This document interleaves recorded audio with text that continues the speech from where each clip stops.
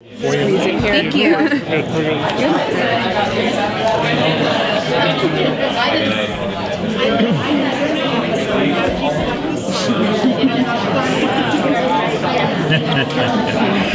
How did we select which songs? Right, which there were 4 songs. Okay. How did we select that? I like that song a lot, and it was not as expensive as I feared. They were the David Bowie estate and the Queen estate, the Freddie Mercury estate were very nice. They actually made it really easy. Now this season, what are you going to stick to the book a little bit, or are you going to kind of go off on your tangent, or mix it up a little? It's definitely both. Oh, cool. Yeah. We've got a lot of material still in all 3 books, but there's especially a treasure trove of material in book 3.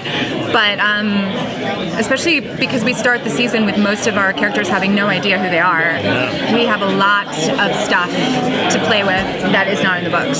So kind of business as usual for us, which is to use the source material as inspirations and do the greatest hits, and then also go off on lots of tangents with lots of characters.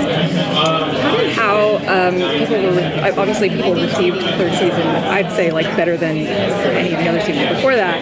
How did how people received it kind of impact what you decided that you could and couldn't do with the 4th season? Like, were you able to kind of branch out, do a little bit more experimental stuff, or were you just kind of going on with what you were thinking? I can't speak for Sera, but my own process is I don't pay attention. At all? I don't. Okay. No, I can't. Okay. I will when it's all done. All right. I'll go back and I'll read all the really mean tweets. I don't know if that's what helps. Some of the good reviews or whatever, but no, it's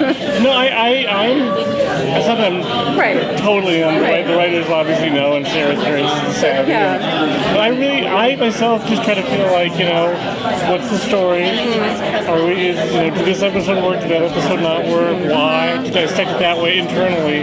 Because it's really, really great to get positive feedback, and it can be really helpful to get negative feedback. You can get into what I call analysis paralysis, where you're just trying to literally do the autopsy before the body's even alive. And it's a balance.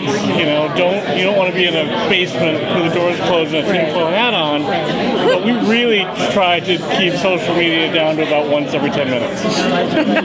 We're very disciplined. I actually had a conversation about this with the writers in the first week, because I don't know if you noticed it while it was happening. I didn't notice till we were about at the episode, that 6 short stories about magic, that we really had a long run where it was one experimental episode after this one's in Penny's POV, and this one they're gonna age 50 years and die in one act, and then this one, right? And we didn't go into that self-consciously. We didn't say we were going to try and break form in every episode. There just was a lot of creativity in the room, and we're bored easily, and so and then we were very grateful that was received so well. It made me aware that we needed, as writers, to have permission to do something else this season. So we right away went in the room and told the writers they were under no obligation to try to replicate anything in particular about season 3. I think that's where you start to get in trouble. It's when you try to repeat your greatest hits. So I feel like season 4 is interesting in a different way. We still experiment with form, and we still get bored easily, but the kind of creative ideas that people brought in, for me, they're a little bit psychologically even deeper than in season 3. The thing that is front and center is character growth and development, and the really kind of sticky, difficult to pin down stuff about your mid-20s and your late 20s, and as you are sort of fully an adult in the world, how you process life. So if that's not too esoteric, that's kind of how the season is feeling. What?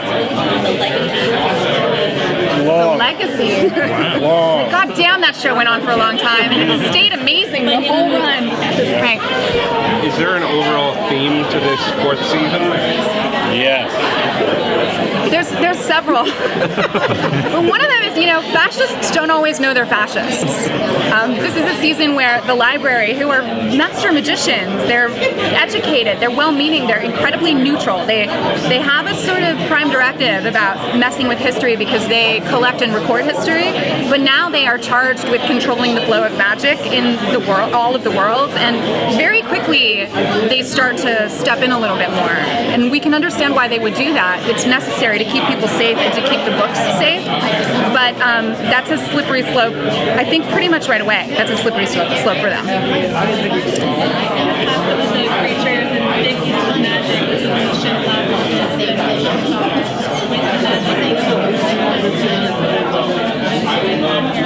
Yeah. You've got a creature in your first. Mm-hmm. Do I know what it is? What can I say? You can say that he's related to all the freshwater fish in Fillory. We could say that. He's the lord of all freshwater aquatic creatures, but he calls himself Lord Fresh. He's himself an aquatic creature. Today was obviously a great start. Yeah. Do you guys have anybody high up on the list that you'd like to have onto the show? Felicia Day? Felicia Day. Is that a hope, like a pie in the sky thing, or is she definitely coming back? We strongly suspect she might return. You just read her The place for contract. confirmation. Yeah. Come on. I mean, who can we talk Zelda about? Library. Yes. There's a much bigger arc this season. Marina 23 just ran through the door back into the 40th timeline, For sure. so you might see her at some point quickly in the season.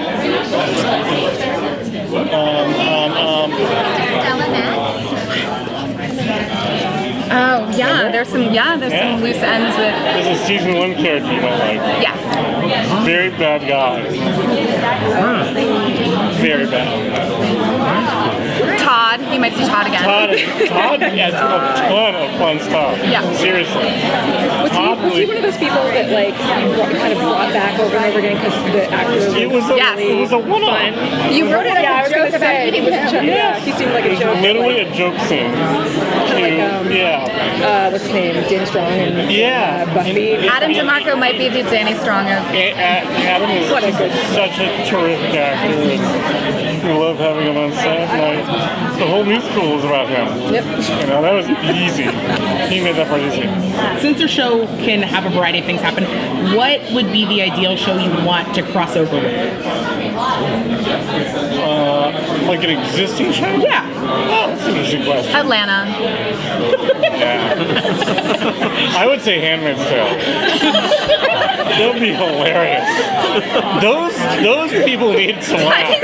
How about all musical Handmaid's Tale? Like, come on, bitches, get up! That could all just be one episode. Yeah. They need magic and they need magic. They need laughs. They need music.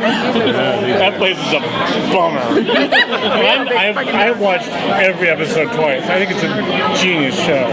I love it. But oh my god, that crossover would be. I'd write that for free.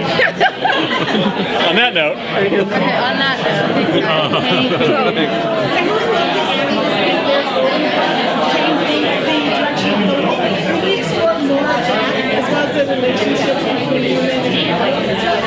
Yes, because it's actually a big thing.